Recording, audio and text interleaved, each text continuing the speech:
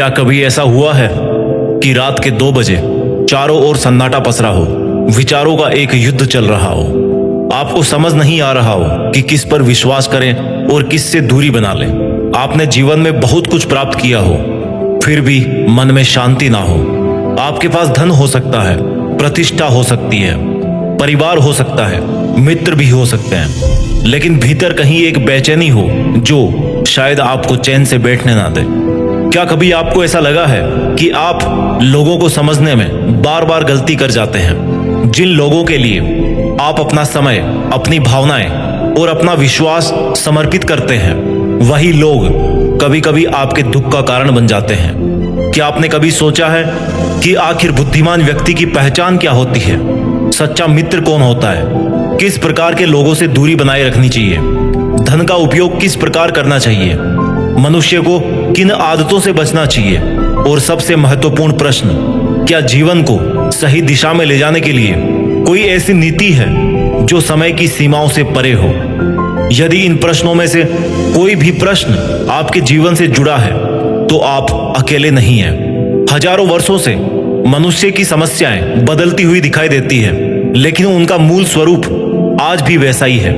पहले भी मनुष्य मोह, लोभ, क्रोध, ईर्ष्या, असुरक्षा और गलत निर्णयों से संघर्ष करता था और आज भी करता है।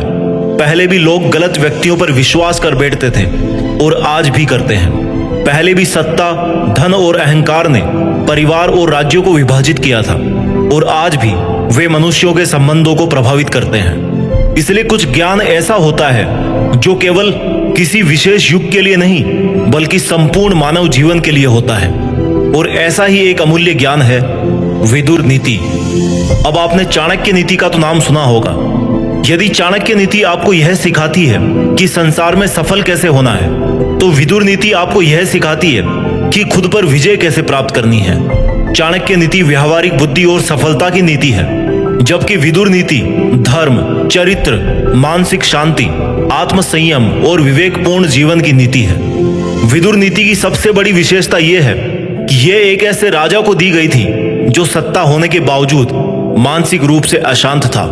इसलिए यह केवल जीवन जीने की कला नहीं सिखाती, बल्कि यह भी सिखाती है कि सफलता, धन और शक्ति के बीच भी मन की शांति और धर्म को कैसे बनाए रखा जाए। विदुर नीति केवल कुछ अच्छे विचारों का संग्रह नहीं है, ये मानव स्वभाव को समझने की एक गहन नीति है। यह हमें बताती है कि बुद्धिमान कौन है, कौन से गुण मनुष्य को ऊंचा उठाते हैं और कौन सी कमजोरियां धीरे धीरे उसके पतन का कारण बनती है। यह नीति हमें केवल सफल होना नहीं सिखाती बल्कि विवेकपूर्ण और शांतिपूर्ण जीवन जीना भी सिखाती है। इसलिए इससे पहले कि हम विदुर नीति को समझें, यह जानना आवश्यक है कि आखिर विदुर कौन थे। जब महाभारत के पात्रों की चर्चा होती है तो आमतौर पर हमारे मन में श्री कृष्ण, भीष्म पितामह, अर्जुन, कर्ण, दुर्योधन और युधिष्ठिर जैसे नाम आते हैं। लेकिन यदि महाभारत में किसी एक व्यक्ति को निष्पक्ष बुद्धि, नीति, धर्म और व्यावहारिक ज्ञान का प्रतीक माना जाए तो उनमें विदुर का स्थान अत्यंत महत्वपूर्ण है। परंपरागत मान्यताओं के अनुसार विदुर को धर्म के अंशावतार के रूप में भी जाना जाता है। उनका जीवन इस बात का प्रमाण है कि महानता केवल जन्म से नहीं बल्कि ज्ञान, चरित्र और आचरण से प्राप्त होती है। विदुर का जन्म महर्षि वेदव्यास के द्वारा हस्तिनापुर की एक दासी से हुआ था। यद्यपि उनका जन्म राज परिवार की परंपरागत व्यवस्था के अनुरूप नहीं माना गया, फिर भी उनकी बुद्धिमता, नीति ज्ञान और निष्पक्षता ने उन्हें हस्तिनापुर के सबसे विश्वसनीय और सम्मानित व्यक्तियों में स्थान दिलाया। वे न तो किसी पक्ष के अंध समर्थक थे और न ही सत्ता के मोह में सत्य को त्यागने वालों में से थे। उन्होंने जीवन भर धर्म और न्याय के पक्ष में खड़े होकर अपने कर्तव्यों का निर्वाह किया। जब भी हस्तिनापुर किसी कठिन परिस्थिति में पड़ा, विदुर ने अपनी नीति और बुद्धि से उचित मार्ग दिखाने का प्रयास किया। यदि महाभारत को केवल युद्ध की कथा मान लिया जाए तो हम उसके वास्तविक महत्व को समझने से वंचित रह जाएंगे। महाभारत केवल कौरवों और पांडवों का युद्ध नहीं था, ये मानव स्वभाव, कर्तव्य, धर्म, मोह, महत्वाकांक्षा, नेतृत्व, निर्णय और उनके परिणामों की एक महान गाथा है। महाभारत हमें यह सिखाती है कि किसी भी युद्ध की शुरुआत रणभूमि में नहीं होती, उसकी शुरुआत मनुष्य के विचारों में होती है। जब विवेक पर मोह हावी हो जाता है, जब अहंकार विनम्रता को पराजित कर देता है, जब स्वार्थ न्याय से बड़ा हो जाता है, तब युद्ध अनिवार्य हो जाता है। विदुर उन कुछ महान व्यक्तियों में से थे जिन्होंने हस्तिनापुर को विनाश से बचाने का भरसक प्रयत्न किया। उन्होंने धृतराष्ट्र को अनेक बार उचित परामर्श दिया। उन्होंने दुर्योधन के अन्यायपूर्ण आचरण के परिणामों के बारे में भी चेतावनी दी। उन्होंने न्याय और धर्म का समर्थन किया, चाहे वह कितना ही कठिन क्यों न रहा हो। अब यहाँ एक महत्वपूर्ण प्रश्न उठता है, यदि विदुर इतने बुद्धिमान थे तो विदुर नीति आखिर किस परिस्थिति में कही गई? महाभारत के युद्ध से ठीक पहले की स्थिति अत्यंत तनावपूर्ण थी। पांडव अपना वनवास और अज्ञातवास पूर्ण कर चुके थे। वे अपने अधिकारों की प्राप्ति चाहते थे। दूसरी ओर दुर्योधन किसी भी परिस्थिति में राज्य का विभाजन स्वीकार करने को तैयार नहीं था। श्री कृष्ण स्वयं शांति स्थापित करने के उद्देश्य से हस्तिनापुर गए थे। अनेक प्रयास किए गए कि युद्ध को टाला जा सके। उस समय हस्तिनापुर के राजा धृतराष्ट्र अत्यंत चिंतित थे। वे जानते थे कि उनके पुत्र दुर्योधन के निर्णय राज्य के लिए विनाशकारी सिद्ध हो सकते हैं। एक ओर उनका पुत्र मोह था, दूसरी ओर उन्हें धर्म और न्याय का भी बोध था। यही द्वंद्व उन्हें भीतर से विचलित कर रहा था। महाभारत के उद्योग पर्व में वर्णन मिलता है कि एक ऐसा समय आया जब धृतराष्ट्र अत्यंत चिंतित थे। उनके मन में अनेक प्रकार के भय और शंकाएं उत्पन्न हो रही थी। वे रात में सो नहीं पा रहे थे। उनके मन की अशांति इतनी बढ़ गई थी कि उन्होंने तत्काल विदुर को बुलाने का आदेश दिया। जरा कल्पना कीजिए उस दृश्य की। रात्रि का समय है, संपूर्ण राजमहल शांत है। हस्तिनापुर का राजा अपने ही विचारों के कारण व्याकुल है। उसके पास सत्ता है, राज्य है, पुत्र है, सेना है, लेकिन मन में शांति नहीं है। उसे समझ नहीं आ रहा है कि आने वाला समय क्या लेकर आएगा। उसी समय वह उस व्यक्ति को बुलाता है जिस पर उसे सबसे अधिक विश्वास है, विदुर। और यहीं से प्रारंभ होती है विदुर नीति। ध्यान देने योग्य बात यह है कि विदुर नीति किसी आश्रम में बैठे हुए ऋषि द्वारा सामान्य उपदेश के रूप में कही नहीं गई थी। यह उस समय कही गई जब एक राजा अपने जीवन और राज्य के सबसे महत्वपूर्ण निर्णयों के द्वार पर खड़ा था। इसलिए इस नीति में केवल आध्यात्मिक विचार ही नहीं है, बल्कि नेतृत्व, संबंध, धन, चरित्र, मानसिक शांति और जीवन के व्यावहारिक पक्षों का भी अत्यंत गहन विश्लेषण मिलता है। अब यह जानना भी आवश्यक है कि विदुर नीति वास्तव में कहां लिखी गई है। महर्षि वेदव्यास द्वारा रचित महाभारत विश्व के सबसे महान महाकाव्यों में से एक मानी जाती है। इसमें कुल 18 पर्व है।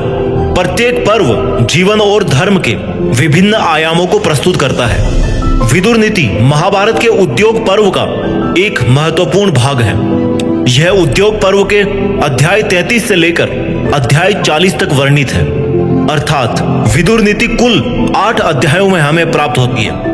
इस पूरे वीडियो के दौरान हम इन्हीं अध्यायों में वर्णित शिक्षाओं को एक एक करके समझेंगे।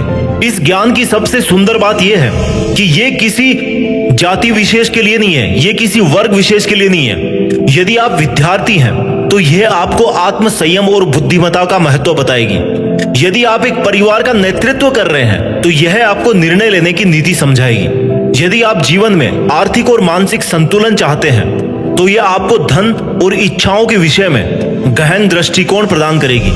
यदि आप यह जानना चाहते हैं कि किन लोगों से दूरी बनानी चाहिए और किस प्रकार के व्यक्तियों को अपने जीवन में स्थान देना चाहिए, तो विदुर नीति एक अद्भुत मार्गदर्शक सिद्ध हो सकती है।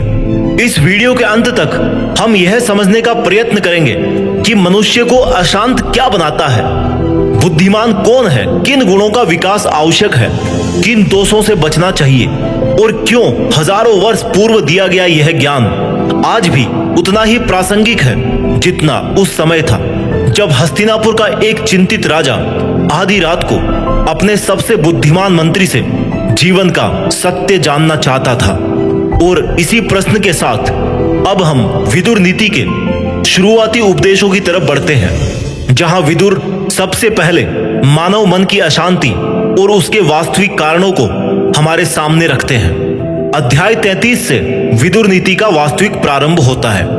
जब धृतराष्ट्र ने विदुर को अपने पास बुलाया तब वे केवल भविष्य की चिंता से ही व्याकुल नहीं थे, बल्कि उनके भीतर अनेक प्रकार के द्वंद्व चल रहे थे। एक ओर वे जानते थे कि पांडवों के साथ अन्याय हुआ है, दूसरी ओर वे अपने पुत्र मोह से स्वयं को मुक्त नहीं कर पा रहे थे।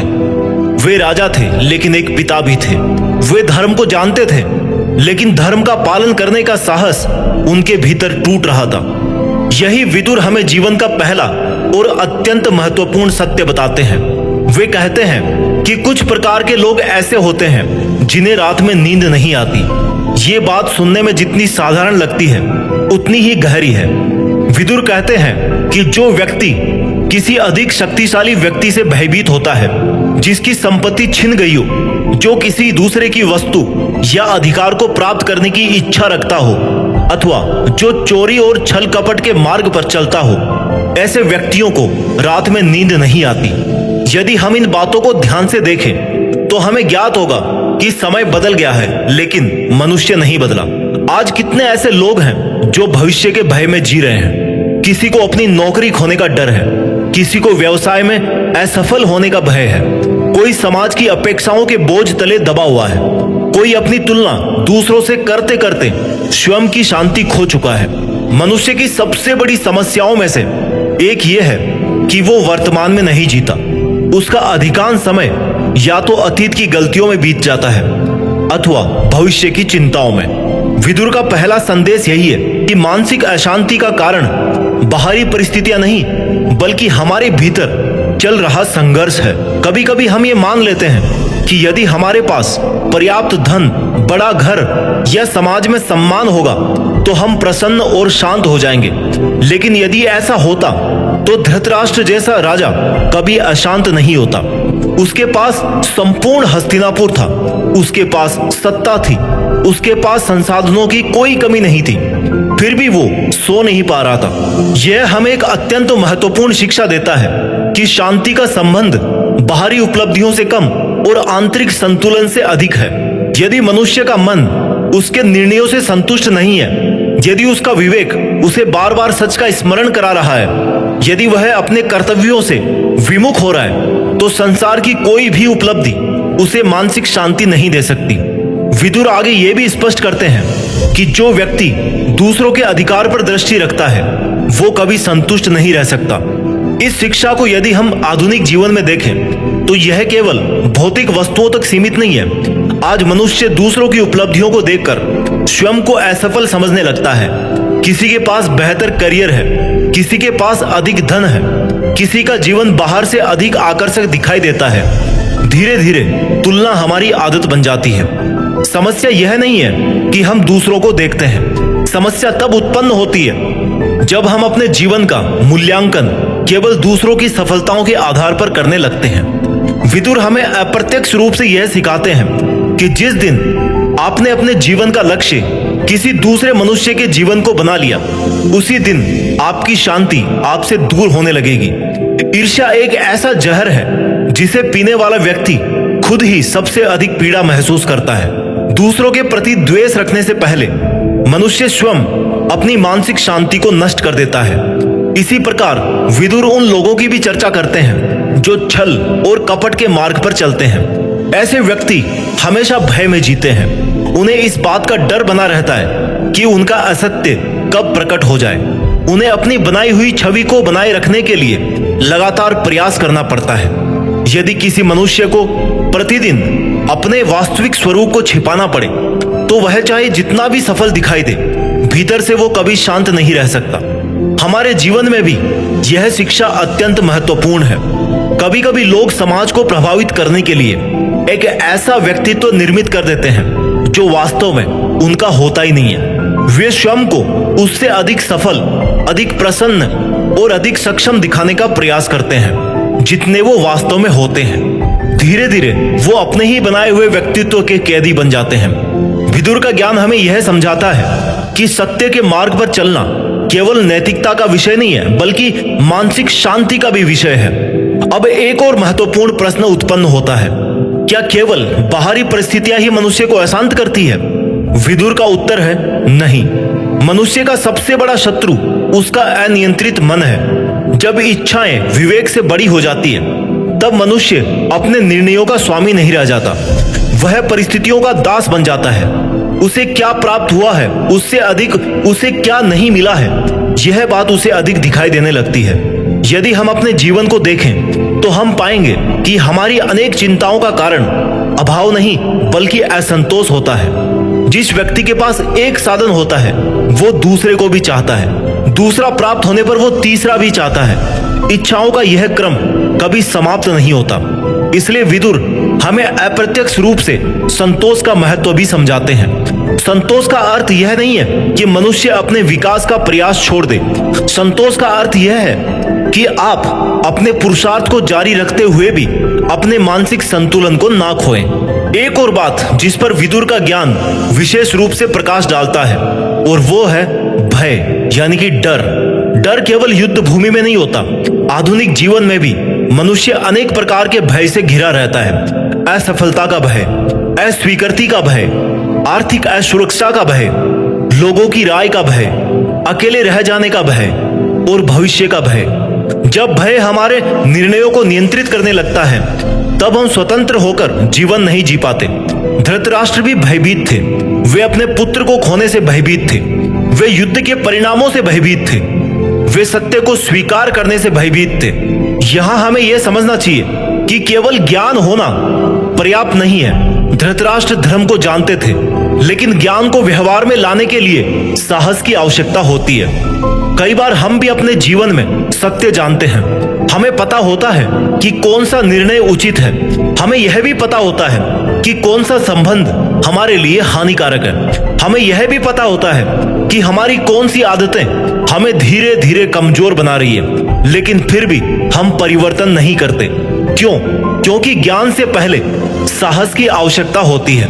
विदुर नीति का प्रथम अध्याय हमें यह सिखाता है कि मानसिक शांति कोई रहस्य वाली वस्तु नहीं है, ये हमारे विचारों, इच्छाओं, भय, चरित्र और निर्णयों का परिणाम है। यदि मनुष्य स्वयं के भीतर चल रहे संघर्ष को समझ ले तो वो अपने जीवन की अनेक समस्याओं को जड़ से पहचान सकता है। और शायद यही कारण है कि विदुर ने अपने उपदेशों की शुरुआत मनुष्य के मन से की, क्योंकि जिसने अपने मन को समझ लिया उसने जीवन के आधे युद्ध को जीत लिया। इसी मन और बुद्धि के संबंध को आगे बढ़ाते हुए विदुर अब हमें यह बताने वाले हैं कि वास्तव में बुद्धिमान व्यक्ति कौन होता है, उसके गुण क्या होते हैं और वह किन सिद्धांतों के आधार पर अपना जीवन जीता है। यही हमें विदुर नीति के अगले अध्याय की तरफ लेकर के जाता है। जीवन में हम सभी सफल होना चाहते हैं, सम्मान प्राप्त करना चाहते हैं, सही निर्णय लेना चाहते हैं, लेकिन यदि आप ध्यान से देख पाएंगे तो अधिकांश समस्याएं बुद्धि की कमी से नहीं बल्कि विवेक की कमी से उत्पन्न होती है। संसार में ऐसे अनेक लोग हैं जो अत्यंत शिक्षित हैं, लेकिन जीवन के महत्वपूर्ण निर्णयों में बार बार गलतियां करते हैं।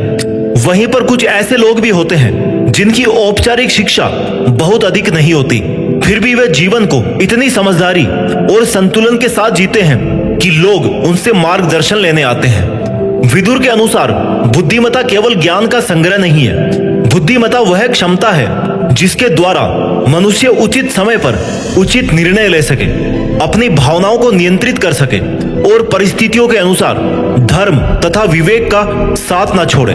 विदुर नीति में बुद्धिमान व्यक्ति के अनेक गुणों का वर्णन मिलता है। उनमें सबसे पहला और महत्वपूर्ण गुण है आत्मसंयम। आत्मसंयम एक ऐसा शब्द है जिसका उल्लेख लगभग सभी महान ग्रंथों में किया गया है, लेकिन आधुनिक जीवन में हम आमतौर पर इसे केवल इच्छाओं पर नियंत्रण तक सीमित कर देते हैं। वास्तव में आत्मसंयम का अर्थ कहीं अधिक व्यापक है। इसका अर्थ है कि अपने विचारों, वाणी, भावनाओं, प्रतिक्रियाओं और निर्णयों पर नियंत्रण रखना।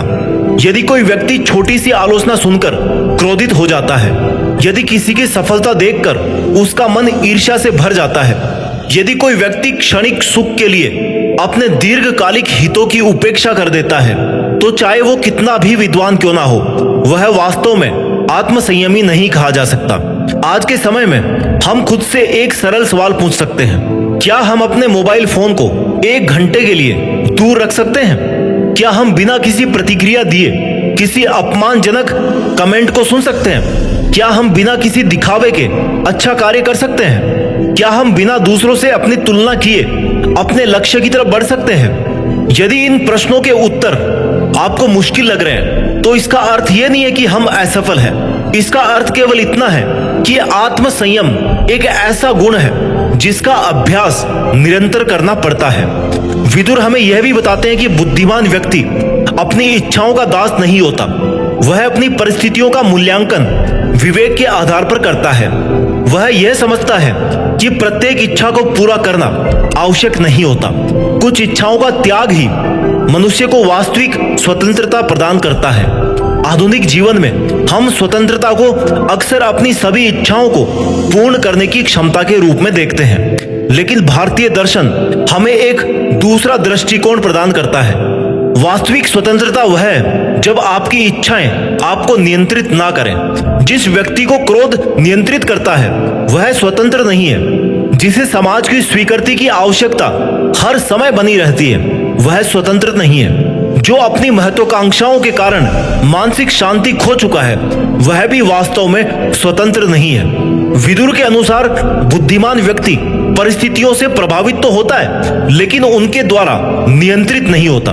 यही कारण है कि वह कठिन समय में भी धैर्य बनाए रखता है। धैर्य का महत्व समझने के लिए हमें यह भी समझना होगा कि विदुर किस व्यक्ति को मूर्ख कहते हैं। विदुर नीति में मूर्खता का अर्थ कम ज्ञान होना नहीं है। एक व्यक्ति अत्यंत पढ़ा लिखा होने के बावजूद भी मूर्ख हो सकता है यदि वह अपनी सीमाओं को ना समझे, अपने दोषों को स्वीकार ना करे, बिना विचार किए निर्णय लेता रहे।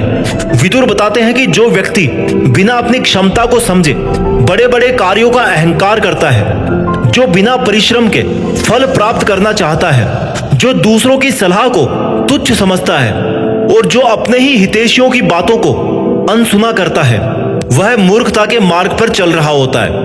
यह शिक्षा आज के समय में भी उतनी ही प्रासंगिक है जितनी उस समय थी।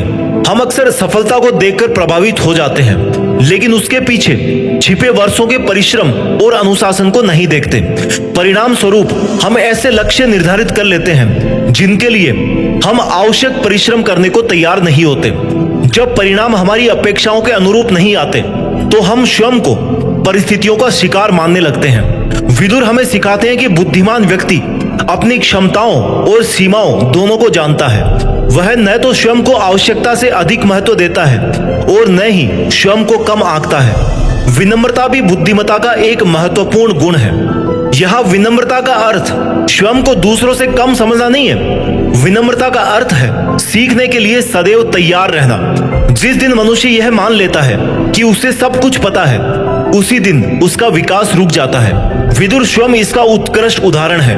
वे हस्तिनापुर के सबसे बुद्धिमान व्यक्तियों में से एक थे, फिर भी उन्होंने कभी अपने ज्ञान का प्रदर्शन नहीं किया। उन्होंने अपने पद और बुद्धि का उपयोग दूसरों को नीचा दिखाने के लिए नहीं बल्कि उचित मार्गदर्शन प्रदान करने के लिए किया। आज के समय में ज्ञान का प्रदर्शन करना अत्यंत सरल हो गया है। हम अपनी उपलब्धियों, अपने विचारों और अपने अनुभवों को संसार के सामने प्रस्तुत कर सकते हैं। इसमें कोई बुराई नहीं है। समस्या तब उत्पन्न होती है जब ज्ञान का उद्देश्य केवल दूसरों को प्रभावित करना बन जाता है, ना कि स्वयं को और ज्यादा उत्कृष्ट बनाना। बुद्धिमान व्यक्ति को अपने ज्ञान का अहंकार नहीं होता। वह जितना अधिक सीखता है उतना ही अधिक यह समझने लगता है कि अभी भी बहुत कुछ ऐसा है जिसे समझना बाकी है। विदुर नीति हमें यह भी सिखाती है कि बुद्धिमान व्यक्ति अपनी वाणी पर नियंत्रण रखता है। मनुष्य का चरित्र केवल उसके कार्यों से ही नहीं उसकी वाणी से भी प्रकट होता है। एक कठोर शब्द वर्षों पुराने संबंधों को समाप्त कर सकता है, जबकि समय पर बोले गए कुछ मधुर और सत्य शब्द किसी टूटे हुए मन को संभाल सकते हैं। विदुर के अनुसार वह व्यक्ति वास्तव में बुद्धिमान है जो कब बोलना है और कब मौन रहना है इसको जानता हो। चुप रहने का अर्थ भय नहीं है। चुप रहने का यानी कि मौन का अर्थ है अपनी ऊर्जा और शब्दों का सम्मान करना। प्रत्येक विवाद में अपनी बात सिद्ध करना आवश्यक नहीं होता। प्रत्येक आलोचना का उत्तर देना आवश्यक नहीं होता। प्रत्येक व्यक्ति को अपने विचारों से सहमत कर लेना भी आवश्यक नहीं होता।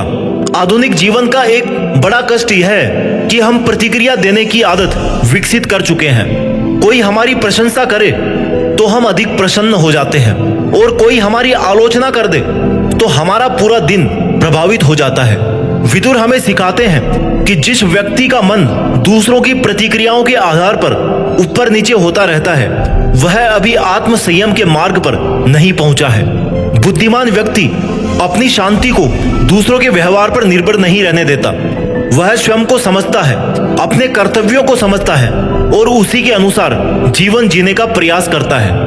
यहाँ एक अत्यंत महत्वपूर्ण बात समझने योग्य है। विदुर कभी यह नहीं बताते कि बुद्धिमान व्यक्ति जीवन की समस्याओं से मुक्त होता है।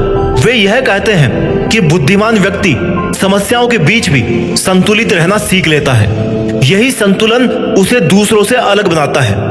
मनुष्य का वास्तविक परीक्षण उसके अच्छे समय में नहीं होता।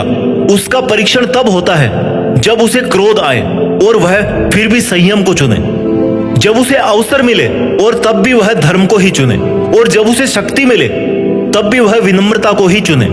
विदुर की दृष्टि में बुद्धिमत्ता किसी एक महान कार्य का परिणाम नहीं है। यह उन छोटे छोटे निर्णयों का परिणाम है जिन्हें हम प्रतिदिन लेते हैं। और जब मनुष्य आत्म संयम, विनम्रता, धैर्य और विवेक का अभ्यास करने लगता है, तभी वह अगले महत्वपूर्ण प्रश्न को समझने योग्य बनता है कि धर्म क्या है, सत्य का महत्व क्या है, क्यों लालच मनुष्य के सबसे बड़े पतन का कारण बन सकता है। और यहीं से विदुर हमें जीवन के एक और गहन सत्य की ओर ले जाते हैं, जहां वे धर्म, सत्य और चरित्र की वास्तविक शक्ति को हमारे सामने प्रस्तुत करते हैं। अब हम धर्म, सत्य और चरित्र की गहराई को समझ चुके हैं, तो स्वाभाविक रूप से हमारा ध्यान जीवन के एक और महत्वपूर्ण पहलू की ओर जाता है, नेतृत्व। नेतृत्व किसी पद या अधिकार का नाम नहीं है। यह एक जिम्मेदारी है, एक दृष्टिकोण है और सबसे बढ़कर यह एक आचरण है।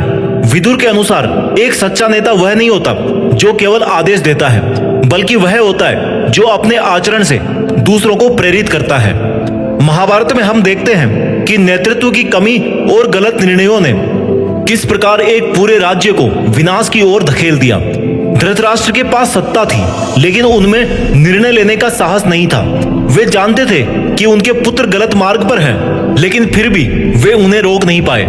यही एक नेता की सबसे बड़ी विफलता होती है, सत्य को जानते हुए भी उसके पक्ष में खड़े नहीं हो पाना।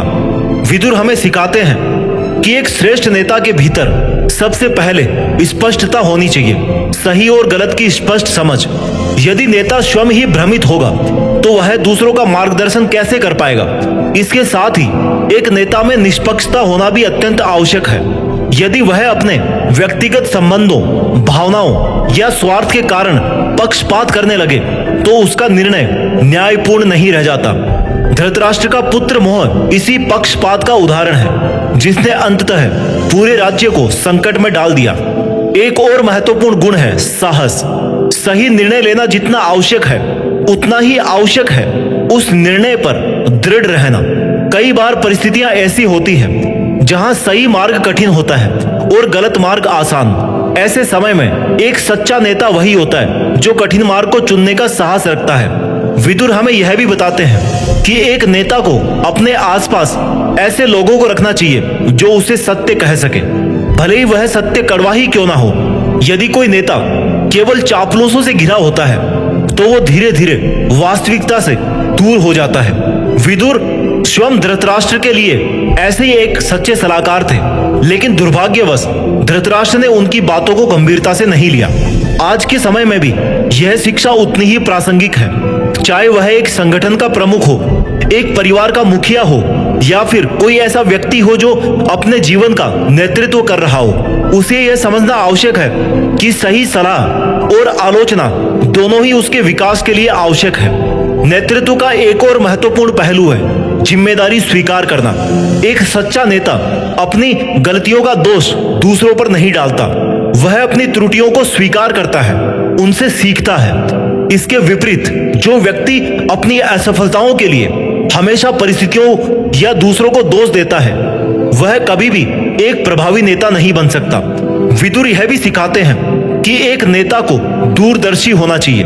उसे केवल वर्तमान परिस्थितियों को ही नहीं, बल्कि उनके संभावित परिणामों को भी समझना चाहिए। महाभारत का युद्ध अचानक नहीं हुआ था, वह अनेक छोटे छोटे गलत निर्णयों और उपेक्षाओं का परिणाम था।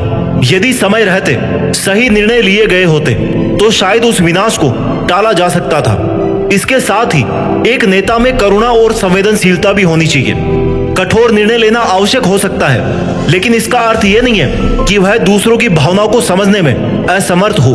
एक संतुलित नेता वही होता है जो न्याय और करुणा दोनों के बीच संतुलन बना सके।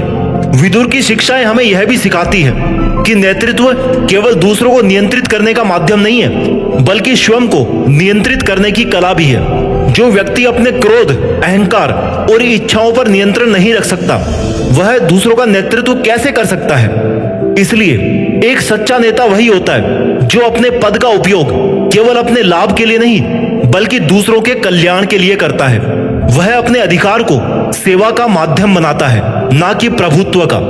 यदि हम इन शिक्षाओं को अपने जीवन में उतारें, तो हम पाएंगे कि नेतृत्व केवल कुछ विशेष लोगों तक ही सीमित नहीं है। हम सभी अपने अपने जीवन में किसी न किसी रूप में किसी न किसी चीज का नेतृत्व कर रहे हैं, चाहे अपने विचारों का, अपने निर्णयों का या फिर अपने कर्मों का। और जब हम इस जिम्मेदारी को समझकर अपने जीवन का नेतृत्व करते हैं, तब हम न केवल स्वयं को बेहतर बनाते हैं, बल्कि अपने आसपास के लोगों और समाज पर भी सकारात्मक प्रभाव डालते हैं। यही विदुर की नीति का सार है। जीवन को इस प्रकार जीना कि हमारे निर्णय केवल हमारे लिए नहीं, बल्कि समस्त सृष्टि के लिए भी हितकारी हो। मनुष्य के जीवन में धन का स्थान सदैव महत्वपूर्ण रहा है। प्राचीन काल में भी धन आवश्यक था और आज भी है। धन से मनुष्य अपने कर्तव्यों का पालन करता है, अपने परिवार का पालन पोषण करता है और समाज के लिए उपयोगी कार्य करने की क्षमता प्राप्त करता है। इसलिए भारतीय दर्शन में कभी भी धन का विरोध नहीं किया गया। वास्तव में हमारे 4 पुरुषार्थों में धन को भी महत्वपूर्ण स्थान दिया गया है। लेकिन विदुर हमें एक अत्यंत महत्वपूर्ण बात समझाते हैं। धन का महत्व तब तक है जब तक वह आपके जीवन का साधन बना हुआ है। जिस दिन धन आपका स्वामी बन जाता है, उसी दिन से आपका विवेक धीरे धीरे कमजोर होने लगता है। महाभारत का युद्ध केवल राज्य प्राप्त करने का युद्ध नहीं था, वह मनुष्य की अनियंत्रित इच्छाओं के परिणामों का भी एक महान उदाहरण है। यदि हम ध्यान से देखेंगे तो अधिकांश संघर्षों की जड़ में आवश्यकता नहीं, बल्कि अपेक्षा और लालसा होती है। विदुर के अनुसार बुद्धिमान व्यक्ति धन का सम्मान करता है, लेकिन उसकी पूजा नहीं करता। वह धन को अर्जित भी करता है और उसका उचित उपयोग करना भी जानता है। वह यह समझता है कि धन का उद्देश्य केवल संग्रह करना नहीं है, बल्कि उसे धर्म संगत और लोक हितकारी रूप में भी उपयोग लाना है। आज के समय में यदि हम अपने जीवन को देखें, तो हम पाएंगे कि अनेक लोग धन कमाने की दौड़ में स्वयं को ही खो देते हैं। वे जीवन की तैयारी करते करते जीवन जीना भूल जाते हैं। वे भविष्य को सुरक्षित बनाने के प्रयास में वर्तमान की शांति को नष्ट कर देते हैं। धन कमाना कोई समस्या नहीं है। समस्या तब उत्पन्न होती है जब धन हमारे निर्णयों का एकमात्र आधार बन जाता है। यदि किसी व्यक्ति के पास सब कुछ है, लेकिन उसके पास मानसिक शांति नहीं है, यदि उसके पास अपार संसाधन है लेकिन स्वस्थ संबंध नहीं है, यदि वह सफलता के शिखर पर पहुंचकर भी भीतर से खाली महसूस करता है, तो उसे स्वयं से यह प्रश्न अवश्य पूछना चाहिए कि क्या उसने साधन और लक्ष्य के बीच का अंतर समझा है। विदुर हमें यह भी सिखाते हैं कि मनुष्य की इच्छाएं यदि विवेक के नियंत्रण में ना रहे, तो वे कभी समाप्त नहीं होती। इच्छाओं का स्वभाव अग्नि के समान होता है। उन्हें जितना अधिक ईंधन दिया जाए, वे उतनी ही प्रबल होती जाती है। यहाँ एक महत्वपूर्ण बात समझना आवश्यक है। इच्छाएं रखना गलत नहीं है, जीवन में प्रगति करना भी गलत नहीं है। समस्या तब उत्पन्न होती है जब इच्छाएं हमारी शांति को निगलने लगती है।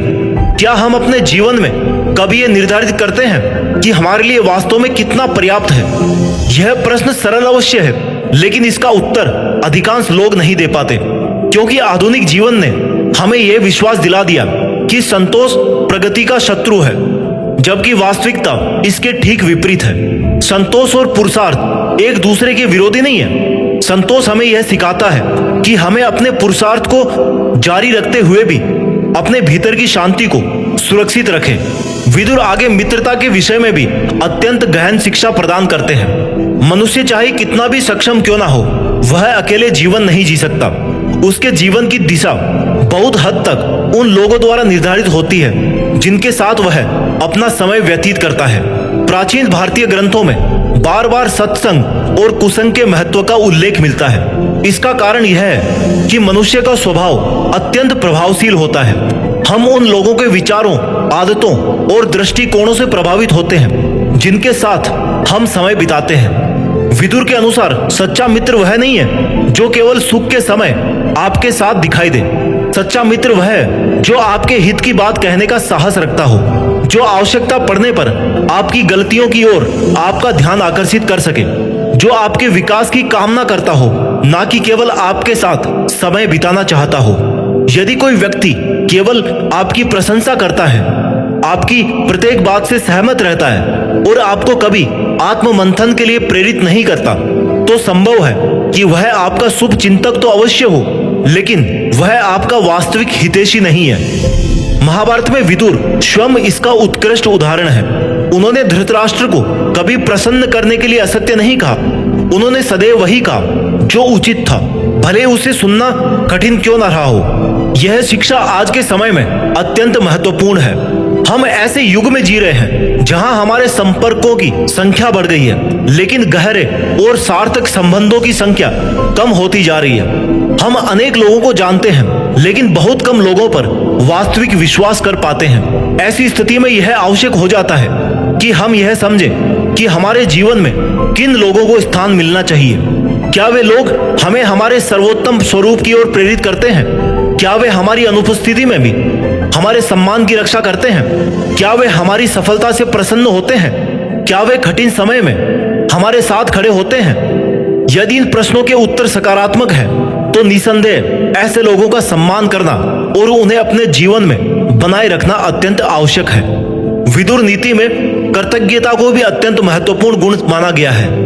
कृतज्ञता का अर्थ केवल धन्यवाद कहना नहीं है। इसका अर्थ है उन व्यक्तियों, परिस्थितियों और अवसरों का सम्मान करना जिन्होंने हमारे जीवन को बेहतर बनाने में योगदान दिया है। मनुष्य का स्वभाव अक्सर ऐसा होता है कि वह जो उसके पास नहीं है उसी पर अपना ध्यान केंद्रित करता है। वह जो प्राप्त कर चुका है उसे सामान्य मान लेता है। धीरे धीरे वह असंतोष को अपना स्वभाव बना लेता है। यदि हम ध्यान से देखें तो हमारे जीवन में ऐसी अनेक वस्तुएं और व्यक्ति हैं जिनके बिना हमारा जीवन वैसा नहीं होता जैसा आज है। हमारे माता पिता, हमारे शिक्षक, हमारे मित्र, हमारे अनुभव, यहाँ तक कि हमारी असफलताएं भी हमारे निर्माण में महत्वपूर्ण भूमिका निभाती है। कृतज्ञता मनुष्य को विनम्र बनाती है। यह उसे स्मरण कराती है कि जीवन में प्राप्त प्रत्येक उपलब्धि केवल उसके व्यक्तिगत प्रयासों का परिणाम नहीं होती। अनेक लोग और अनेक परिस्थितियां मिलकर हमें वह बनाती है जो हम आज हैं। विदुर की शिक्षाएं हमें यह भी सिखाती है कि अकृतज्ञ व्यक्ति कभी वास्तविक संतोष प्राप्त नहीं कर सकता, क्योंकि उसका ध्यान सदैव अभाव पर केंद्रित रहता है, प्राप्ति पर नहीं। और शायद यही कारण है कि कृतज्ञता मानसिक शांति का भी एक महत्वपूर्ण आधार है। धन का उचित उपयोग, इच्छाओं पर नियंत्रण, सच्चे मित्रों की पहचान और कृतज्ञता का अभ्यास, ये सभी गुण मिलकर मनुष्य को संतुलित जीवन जीने की क्षमता प्रदान करते हैं। लेकिन जीवन की यात्रा यहीं पर समाप्त नहीं होती। मनुष्य का सबसे बड़ा संघर्ष अक्सर बाहरी संसार से नहीं बल्कि अपने ही स्वभाव की कमजोरियों से होता है। क्रोध, अहंकार, गलत संगति, असंयमित वाणी, अविवेकपूर्ण निर्णय धीरे धीरे उसके व्यक्तित्व को भीतर से खोखला करने लगते हैं। इसलिए विदुर अब हमें उन मानवीय कमजोरियों के विषय में चेतावनी देते हैं जो किसी भी मनुष्य, जो किसी भी बुद्धिमान और सफल व्यक्ति को भी पतन की ओर ले जा सकते हैं। और इन्हें समझना उतना ही आवश्यक है जितना सद्गुणों को समझना। विदुर कहते हैं कि मनुष्य का सबसे बड़ा शत्रु हमेशा कोई दूसरा व्यक्ति नहीं होता। कई बार उसका सबसे बड़ा शत्रु उसका अपना स्वभाव होता है। क्रोध, अहंकार, लोभ, असंयमित वाणी, आलस्य, कुसंगति और अविवेकपूर्ण निर्णय, ऐसे ही कुछ दोष हैं जो धीरे धीरे मनुष्य की बुद्धि को प्रभावित करने लगते हैं। विदुर हमें सबसे पहले यह समझाते हैं कि मनुष्य का वास्तविक विकास तभी संभव है जब वह स्वयं का जिम्मेदारी से मूल्यांकन करना सीख जाए। इसका कारण यह है कि स्वयं का मूल्यांकन करना सबसे कठिन कार्यों में से एक है। क्या हम वास्तव में उतने ही धैर्यवान हैं जितना हम स्वयं को समझते हैं? क्या हम सच में उतने ही विनम्र हैं जितना हम दूसरों को बताते हैं? क्या हम आलोचना को सहजता से स्वीकार कर पाते हैं? क्या हम अपनी गलतियों को स्वीकार करने का साहस रखते हैं? इन प्रश्नों के उत्तर ही हमें हमारी वास्तविक स्थिति से परिचित कराते हैं। विदुर के अनुसार क्रोध मनुष्य के विवेक को सबसे पहले प्रभावित करता है। क्रोध के प्रभाव में लिया गया निर्णय प्राय पश्चाताप का कारण बनता है। यह केवल महाभारत की शिक्षा नहीं है, बल्कि मानव मनोविज्ञान का एक शाश्वत सत्य है। क्रोध का सबसे बड़ा दोष यह नहीं है कि वह हमें कुछ क्षणों के लिए विचलित कर देता है। उसका सबसे बड़ा दोष यह है कि वह हमें उस व्यक्ति में परिवर्तित कर देता है जो हम वास्तव में नहीं है। एक शांत और विचारशील व्यक्ति क्रोध के प्रभाव में ऐसे शब्द बोल सकता है जिनका उसे जीवन भर दुख बना रहे। आधुनिक जीवन में क्रोध अनेक रूपों से हमारे सामने उपस्थित होता है। कभी वह शब्दों के रूप में प्रकट होता है, कभी प्रतिक्रियाओं के रूप में और कभी मौन के रूप में। कई लोग अपने क्रोध को व्यक्त कर देते हैं और कई लोग उसे अपने भीतर संचित करते रहते हैं। दोनों ही स्थितियां दीर्घ काल में मन और संबंधों के लिए हानिकारक हो सकती है। विदुर हमें यह नहीं सिखाते कि क्रोध कभी उत्पन्न नहीं होगा। वे हमें यह सिखाते हैं कि क्रोध हमारे निर्णयों का स्वामी नहीं बनना चाहिए। इसी प्रकार अहंकार भी मनुष्य के पतन का एक महत्वपूर्ण कारण है। अहंकार अत्यंत सूक्ष्म होता है। कई बार वह सफलता के रूप में हमारे जीवन में प्रवेश करता है, कई बार ज्ञान के रूप में, कई बार धन के रूप में और कभी कभी धर्म के रूप में भी। मनुष्य को यह भ्रम हो जाता है कि वह दूसरों से अधिक जानता है, अधिक योग्य है या अधिक महत्वपूर्ण है। महाभारत में हम देखते हैं कि अनेक महान योद्धा और विद्वान केवल इसलिए दुखद परिस्थितियों का सामना करते हैं क्योंकि किसी न किसी स्तर पर उनका अहंकार उनके निर्णयों को प्रभावित करता है। अहंकार की सबसे बड़ी समस्या यह है कि वह सीखने की प्रक्रिया को समाप्त कर देता है। जिस व्यक्ति को यह विश्वास हो जाता है कि उसे सब कुछ पता है, वह सीखना बंद कर देता है, और जो सीखना बंद कर देता है उसका विकास भी धीरे धीरे रुक जाता है। विदुर हमें विनम्रता का महत्व इसलिए नहीं बताते हैं कि विनम्रता एक अच्छा गुण है, बल्कि इसलिए बताते हैं क्योंकि विनम्रता ही वह द्वार है जिसके माध्यम से ज्ञान और अनुभव हमारे जीवन में प्रवेश करते हैं। इसके अतिरिक्त विदुर कुसंगति से भी सावधान रहने की शिक्षा देते हैं। मनुष्य चाहे कितना भी बुद्धिमान क्यों ना हो, उसका वातावरण उसके विचारों और व्यवहार को प्रभावित अवश्य करता है। यदि कोई व्यक्ति ऐसे लोगों के साथ समय बिताता है जो सदैव नकारात्मकता, छल, असत्य या आलस्य में लिप्त रहते हैं, तो धीरे धीरे उसका दृष्टिकोण भी प्रभावित होने लगता है। इसलिए यह अत्यंत आवश्यक है कि हम अपने जीवन में उन लोगों की पहचान करें, उनकी जिनकी उपस्थिति हमें बेहतर मनुष्य बनाने के लिए प्रेरित करती है। प्रत्येक संबंध का हमारे जीवन पर प्रभाव पड़ता है। कुछ संबंध हमें ऊपर उठाते हैं और कुछ हमें धीरे धीरे हमारी क्षमता से दूर ले जाते हैं। विदुर का एक अत्यंत गहरा संदेश यह भी है कि मनुष्य को अपनी वाणी के प्रति सदैव सजग रहना चाहिए। शब्दों का प्रभाव कभी कभी तलवार से भी अधिक गहरा होता है। एक अनुचित शब्द वर्षों पुराने संबंधों को तुरंत समाप्त कर सकता है और एक उचित शब्द किसी निराश व्यक्ति को जीवन में आगे बढ़ने की प्रेरणा दे सकता है। आज के समय में जब हम प्रतिदिन अनेक लोगों से प्रत्यक्ष और अप्रत्यक्ष रूप से बात करते हैं, तब यह शिक्षा और भी महत्वपूर्ण हो जाती है। क्या हम बोलने से पहले ये विचार करते हैं कि हमारे शब्द सामने वाले व्यक्ति को किस प्रकार प्रभावित करेंगे? क्या हम केवल सही होने का प्रयास करते हैं या उचित होने का भी? विदुर हमें सिखाते हैं कि बुद्धिमान व्यक्ति केवल यह नहीं सोचता कि उसे क्या कहना है, बल्कि यह भी विचार करता है कि उसे कब और कैसे कहना है। इसी प्रकार वे आलस्य और समय के दुरुपयोग के विषय में भी हमें अप्रत्यक्ष रूप से सावधान करते हैं। समय जीवन का एकमात्र ऐसा संसाधन है जो एक बार चला जाए तो कभी वापस नहीं आता। धन खोकर पुनः कमाया जा सकता है, प्रतिष्ठा खोकर पुनः प्राप्त की जा सकती है, लेकिन बीता हुआ समय कभी वापस नहीं लौटता। यह आश्चर्य की बात है कि मनुष्य अपने धन की सुरक्षा के लिए अत्यंत सावधान रहता है, लेकिन अपने समय को अत्यंत सहजता से व्यर्थ कर देता है। प्रतिष्ठा खोकर पुनः प्राप्त की जा सकती है, लेकिन बीता हुआ समय कभी वापस नहीं लौटता। यह आश्चर्य की बात है कि मनुष्य अपने धन की सुरक्षा के लिए अत्यंत सावधान रहता है, लेकिन अपने समय को सहजता से ही व्यर्थ कर देता है। वह वर्षों तक उन बातों की चिंता करता है जिन पर उसका कोई नियंत्रण नहीं होता, और उन अवसरों की उपेक्षा कर देता है जो उसके सामने उपस्थित होते हैं। विदुर की दृष्टि में एक बुद्धिमान व्यक्ति समय का सम्मान करता है। वह यह समझता है कि उसका प्रत्येक निर्णय उसके भविष्य का निर्माण कर रहा है। आत्म विजय का अर्थ भी यही है कि मनुष्य अपने भीतर उपस्थित उन प्रवृत्तियों को पहचान सके जो उसे उसके सर्वोत्तम स्वरूप से दूर ले जाती है। दूसरों पर विजय प्राप्त करना अपेक्षाकृत सरल हो सकता है, लेकिन स्वयं पर विजय प्राप्त करना ही वास्तविक पुरुषार्थ है।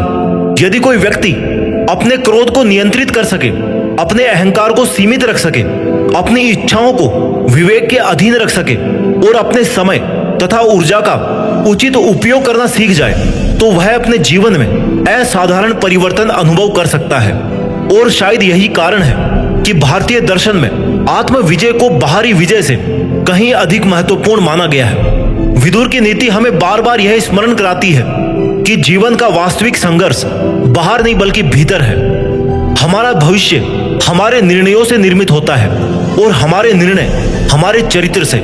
इसलिए यदि चरित्र का निर्माण सही दिशा में हो जाए तो जीवन की अनेक समस्याएं स्वयं ही सरल होने लगती है।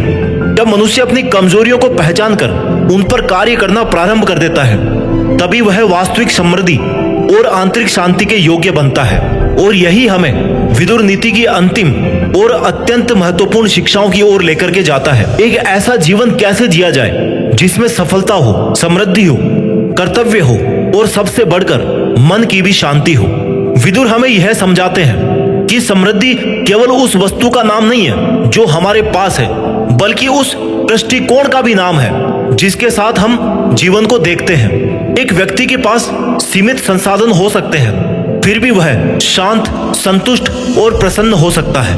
वहीं पर दूसरा व्यक्ति असीमित संसाधनों के बावजूद भी स्वयं को अभावग्रस्त महसूस कर सकता है। इसलिए समृद्धि की शुरुआत बाहर नहीं बल्कि भीतर से होती है। यदि किसी मनुष्य के पास अच्छा चरित्र है, उचित विचार है, संतुलित इच्छाएं हैं, सच्चे संबंध है और अपने कर्तव्यों के प्रति निष्ठा है, तो वह वास्तव में समृद्ध है। इसके विपरीत यदि उसके पास में सब कुछ है, लेकिन उसका मन सदैव भय, क्रोध, असंतोष और तुलना में उलझा हुआ है, तो उसकी बाहरी सफलता भी उसे वास्तविक सुख प्रदान नहीं कर सकती। विदुर नीति हमें अनुशासन का महत्व भी अत्यंत सूक्ष्म रूप से समझाती है। जीवन में कोई भी महान उपलब्धि बिना अनुशासन के संभव नहीं है, लेकिन अनुशासन केवल समय पर उठने या कार्य करने तक सीमित नहीं है। वास्तविक अनुशासन वह है जिसमें मनुष्य अपने विचारों, अपनी प्रतिक्रियाओं और अपने जीवन की प्राथमिकताओं को व्यवस्थित रखना सीख जाता है। अनुशासन का अर्थ है कि परिस्थितियां आपके निर्णयों को नियंत्रित ना कर सके। आपका मन यदि किसी दिन उत्साहित है तो भी आप अपने कर्तव्यों का पालन करें, और यदि किसी दिन परिस्थितियां आपके अनुकूल नहीं है तो भी आप अपने मूल्यों का त्याग ना करें। यह बात जितनी सरल प्रतीत होती है, व्यवहार में उतनी ही कठिन है। हम में से अधिकांश लोग प्रेरणा मिलने पर कार्य करते हैं, जबकि विदुर की शिक्षाएं हमें यह सिखाती है कि जीवन को केवल भावनाओं के आधार पर नहीं जिया जा सकता। मनुष्य को अपने मूल्यों और कर्तव्यों के आधार पर जीवन जीना सीखना होगा। विदुर हमें यह भी सिखाते हैं कि मनुष्य को अपने जीवन में संतुलन बनाए रखना चाहिए। अत्यधिक आसक्ति और अत्यधिक विरक्ति दोनों ही कई बार मनुष्य को उसके कर्तव्यों से दूर ले जा सकती है। जीवन में परिवार भी आवश्यक है, पुरुषार्थ भी आवश्यक है, विश्राम भी आवश्यक है और आत्मचिंतन भी आवश्यक है। भारतीय दर्शन सदैव संतुलन की बात करता है। विदुर नीति भी उसी संतुलन की शिक्षा देती है। यह हमें संसार का त्याग करना नहीं सिखाती, बल्कि संसार में रहते हुए विवेकपूर्ण जीवन जीना सिखाती है। यदि हम महाभारत के पात्रों को ध्यान से देखें तो हमें यह भी समझ आता है कि केवल शक्ति पर्याप्त नहीं होती, केवल ज्ञान पर्याप्त नहीं होता, केवल अच्छे इरादे भी पर्याप्त नहीं होते। मनुष्य को उचित समय पर उचित निर्णय लेने की क्षमता भी विकसित करनी होती है। धृतराष्ट्र के पास में सत्ता थी, लेकिन निर्णय का साहस नहीं था। भीष्म के पास में ज्ञान था, लेकिन परिस्थितियों की जटिलता ने उन्हें सीमित कर दिया था। दुर्योधन के पास आत्मविश्वास था, लेकिन विवेक नहीं था। अर्जुन के पास सामर्थ्य था, लेकिन एक ऐसा समय आया जब वे मोह और भ्रम के चक्कर में पड़ गए। और इन्हीं परिस्थितियों में श्री कृष्ण का ज्ञान तथा विदुर की नीति हमें यह समझाती है कि जीवन केवल गुणों का संग्रह नहीं है, बल्कि उनका उचित संतुलन भी है। इसलिए विदुर की शिक्षाएं केवल राजाओं के लिए नहीं थी, वे प्रत्येक उस मनुष्य के लिए है जो स्वयं को बेहतर बनाना चाहता है। आप चाहे विद्यार्थी हो, गृहस्थ हो, किसी संस्था का नेतृत्व कर रहे हो या जीवन के किसी कठिन निर्णय के सामने खड़े होकर समस्याओं का सामना कर रहे हो, विदुर नीति आज भी उतनी ही प्रासंगिक है जितनी उस समय थी जब यह धृतराष्ट्र को सुनाई गई थी। अब हम इस पूरे वीडियो का सार समझने का प्रयास करते हैं। तो ध्यान दीजिए, विदुर हमें 5 बहुत ही जरूरी बातें समझाते हैं। पहली है मन की शांति, जो कि बाहरी परिस्थितियों से नहीं बल्कि आंतरिक संतुलन से प्राप्त होती है। दूसरी बात, बुद्धिमान व्यक्ति वही है जो स्वयं को नियंत्रित करना जानता हो। तीसरी बात, धर्म और चरित्र किसी भी उपलब्धि से अधिक मूल्यवान है। चौथी बात, धन, शक्ति और सफलता तभी सार्थक है जब उनका उपयोग उचित उद्देश्य के लिए किया जाए। और पांचवी बात, जीवन का सबसे बड़ा युद्ध बाहर नहीं बल्कि हमारे भीतर चल रहा है। महाभारत को यदि केवल एक ऐतिहासिक या धार्मिक ग्रंथ के रूप में देखा जाए तो हम उसकी गहराई को समझने से वंचित रह जाएंगे। वास्तव में महाभारत मानव जीवन का एक दर्पण है। इसके पात्र केवल इतिहास के पात्र नहीं है, वे मनुष्य के भीतर उपस्थित विभिन्न प्रवृत्तियों के प्रतीक भी हैं। धृतराष्ट्र हमारे भीतर तब प्रकट होते हैं जब हम मोह के कारण सही निर्णय नहीं ले पाते। दुर्योधन हमारे भीतर तब जन्म लेता है जब हमारा अहंकार हमारे विवेक पर विजय प्राप्त कर लेता है।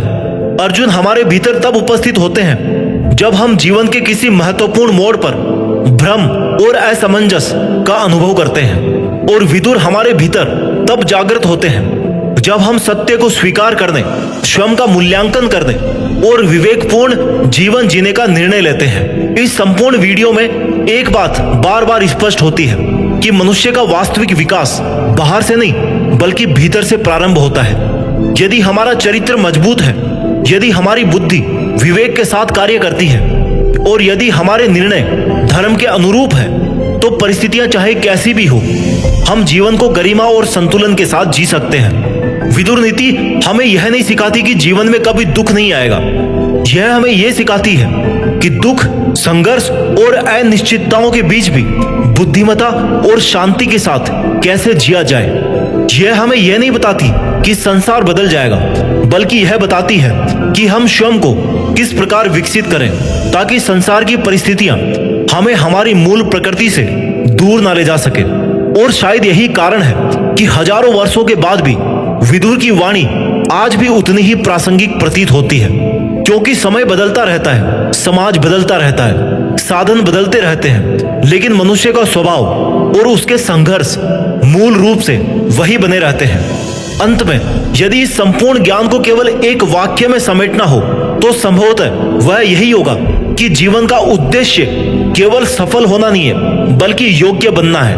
क्योंकि सफलता आपको संसार में सम्मान दिला सकती है, लेकिन योग्यता और चरित्र ही आपको स्वयं के भीतर सम्मान प्रदान करते हैं। जब मनुष्य खुद का सम्मान करना सीख जाता है, तब उसे बाहरी मान्यता की आवश्यकता धीरे धीरे कम होने लगती है। तब उसका जीवन तुलना से नहीं कर्तव्य से संचालित होता है। तब उसकी प्रसन्नता परिस्थितियों की दासी नहीं रहती है। तब उसका पुरुषार्थ भी संतुलित रहता है और उसका मन भी शांत रहता है। विदुर नीति का अध्ययन समाप्त अवश्य हो सकता है, ये वीडियो समाप्त जरूर हो सकता है, लेकिन इस वीडियो में जो बताई गई प्रैक्टिस है, जो अभ्यास है, वो आपको जीवन भर करना है। क्योंकि यह किसी एक दिन में सीखी जाने वाली शिक्षा नहीं है, बल्कि प्रतिदिन जीने वाली एक जीवन नीति है। शायद यही कारण है कि हस्तिनापुर के राजमहल में आधी रात को एक चिंतित राजा को दिया गया यह ज्ञान आज भी हम सभी के लिए उतना ही मूल्यवान है। क्योंकि युग बदल जाते हैं, लेकिन मनुष्य हमेशा सत्य की खोज में रहता है कि जीवन को कैसे जिया जाए ताकि जीवन केवल लंबा ही नहीं बल्कि सार्थक, संतुलित और शांतिपूर्ण भी हो। और इस प्रश्न का उत्तर विदुर ने हजारों वर्ष पहले अत्यंत सरल शब्दों में हमें दे दिया था। विवेक को अपना मार्गदर्शक बनाइए, धर्म को अपना आधार बनाइए और अपने चरित्र को अपनी सबसे बड़ी संपत्ति समझिए। बाकी बचा हुआ सब कुछ समय के साथ आता जाता है, लेकिन एक श्रेष्ठ चरित्र और शांत मन ही वे संपत्तियां हैं जो मनुष्य को प्रत्येक परिस्थिति में समृद्ध बनाए रखती है। मैंने इस जीत फिक्स चैनल पर चाणक्य नीति और भागवत गीता पर भी इस तरह के लंबे वीडियो बना रखे हैं, जिसमें मैंने उनका पूरा सार समझाया है, जो आपके आज के जीवन से कैसे रिलेटेड है आपके आज के जीवन को कैसे वो पॉजिटिवली अफेक्ट कर सकता है। उन दोनों वीडियोस की लिंक मैंने इस वीडियो के डिस्क्रिप्शन में भी दे रखी है और नीचे कमेंट में भी पिन कर रखा है। आप उन वीडियोस को भी सेव कर लीजिए और इस वीडियो को भी सेव कर लीजिए। और जब भी आप अपने जीवन के राह में विचलित होते हैं, आपका मन हिचकोले खाता है, आपको समस्या महसूस होती है, आप इन तीनों वीडियो को जरूर देखना, क्योंकि हो सकता है जिस समाधान को आप इस दुनिया में ढूंढ रहे हो, अपने मन में ढूंढने की कोशिश कर रहे हो, शायद आपके लिए इन तीनों वीडियोस को देख करके उस समाधान को हासिल करना, उस समाधान को समझना, उसको इम्प्लीमेंट करना आपके लिए आसान हो जाए। अपना ख्याल रखिए और जीवन में आगे बढ़ते रहिए। जय श्री कृष्णा।